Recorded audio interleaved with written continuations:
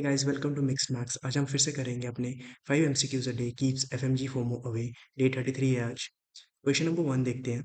A young male met with a motor bike accident and had severe injury to ilium and jejunum. Therefore, the entire ilium and partial jejunum was resected. Resected मतलब removed due to surgery. Which of the following would the patient suffer from? A NEET PGPYQ है। A vitamin B12 deficiency, B constipation, C gastric ulcer, D pernicious anemia. So video को pause करिएगा और खुद करिएगा। इसका answer होगा vitamin B12 deficiency.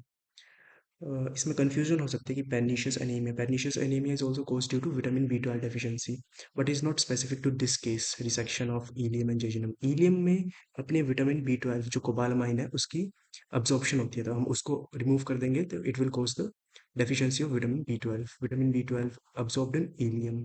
It is important for RBC production, proper nerve function and DNA synthesis. ठीक है, तो क्वेश्चन नंबर 1 का आंसर होगा vitamin B12 deficiency. Question number 2 देखते हैं। Remnants of Wolffian ducts in female are found in A pouch of Douglas, B uterovesical pouch, C broad ligament, D iliac fossa. जो Wolffian ducts they give rise to the male reproductive system, but remnants are also found in female in the so it is found in the broad ligament. ठीक है। इसका ये broad ligament का diagram है। They are folds ligament, peritoneal folds ligaments of uterus. ठीक है, और इसका एक्सप्लेनेशन ये रहा। वुल्फियम ligaments are also misnephronic ligament ducts are embryonic structure giving rise to male reproductive system. In females, Wolffian ligaments regress and replaced by Mullerian ducts that give rise to female reproductive system. ठीक है, तो इसका answer होगा broad ligament में remnants of Wolffian ducts are found. Remember, Wolffian ducts give rise to male reproductive system and Mullerian ducts give rise to female reproductive system. Question number 3 देखते हैं। Benzold Xerix reflex does not include A. tachycardia, B. apnea, C. hypotension, D. bradycardia. तो सबसे पहले बेजोल्ड Jarisch reflex जानते हैं। ये physiology का PYQ है। ये बेजोल्ड जेरिक्स रिफ्लेक्स होता है in response to stimulation of receptors in ventricles of heart during a myocardial infection और इन्फाक्शन और इस्चेमिया।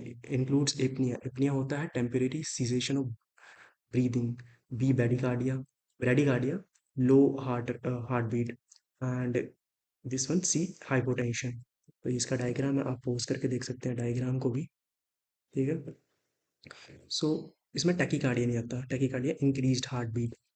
तो ये बाकी तीन है, apnoea, hypotension, bradycardia comes under Bezold Jarisch reflex. Question number 4 देखते हैं। If the radius of vessel is doubled then the blood flow is increased bye.